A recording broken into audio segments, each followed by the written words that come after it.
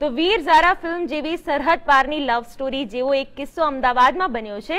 મૂળ પાકિસ્તાની પણ અમદાવાદમાં રહેતા એક યુવકે ગુજરાતી યુવતી સાથે પ્રેમ થતા લગ્ન કરી લીધા છે। જો કે આ લગ્ન સામે હવે યુવતીના પિતાએ પોલીસ સામે ધા નાખી છે। સરહદ પારની આ લવ સ્ટોરી હવે કાયદાકીય આંટીઘૂંટીમાં અટવાઈ છે। પ્રેમને સરહદો નથી બાંધી શકતી, આવું જ કંઈક આ પ્રેમી યુગલ માટે પણ બન્યું છે। પાકિસ્તાનના આ યુવકને ગુજરાતની યુવતી સાથે પ્રેમ થયો છે, જે પરિણય સુધી પહોંચ્યો છે। હકીકતમાં અમદાવાદ બહાર રહેતી આ યુવતી એક લગ્ન પ્રસંગે શહેરમાં આવી હતી, જ્યાં તેની મુલાકાત આ પાકિસ્તાની યુવક સાથે થઈ હતી। શરૂઆતની મુલાકાતની સાથે જ પાકિસ્તાની યુવક અને ગુજરાતી યુવતી વચ્ચે પ્રેમના અંકુર ફૂટ્યા હતા। બંનેને એકબીજા સાથે જીવવાના કોલ પણ આપી દીધા। સરહદ પારથી આવેલા પાકિસ્તાની યુવકે પણ ગુજરાતમાં જ રહેવાનું મન બનાવી લીધું હતું।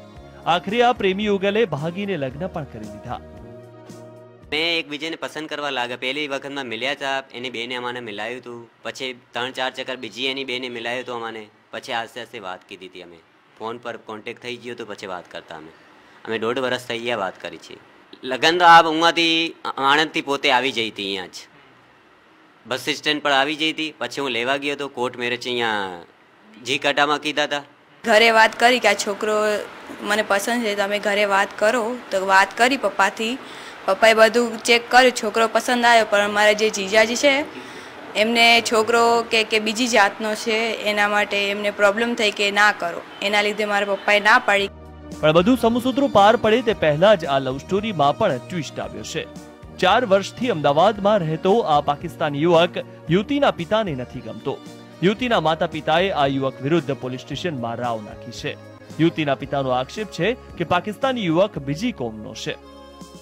સરકાર જો કદાચ એને પાકિસ્તાન ભેગો કરો, તમારી બેનના ભવિષ્યનું શું, મને એ ચિંતા સતાવી રહી છે। એટલે અત્યારે તો અમારે નથી થઈ, પણ પોલીસ સ્ટેશનમાં રજૂ કર્યા ત્યારે વાત થઈ હતી, તો આવા છોકરી તૈયાર હતી, પણ એ વળી એનું બ્રેન વોશ કરેલું છે, તો એ આવા તૈયાર નથી। અત્યારે તો આવા તૈયાર જ નથી।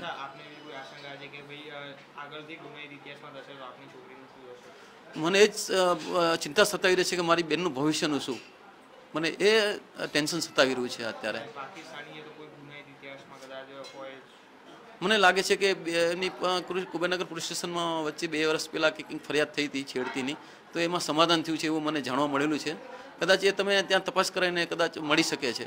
તો આ કદાચ આ લોકો અહીંયાની જે પૂરી શંકાસ્પદ છે અને રહે છે પણ ગેરકાયદેસર, એમણે એ જરા તપાસનો પણ વિષય છે પોલીસ માટે।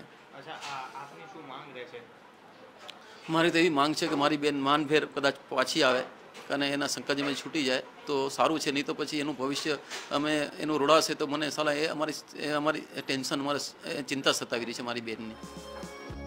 સીમાડા વટાવી પાંગરેલો આ પ્રેમ હવે જન્મો જન્મના સાથના કોલ આપીને આખું આયખુએ વિતાવાની નેમ લઈને બેઠો છે।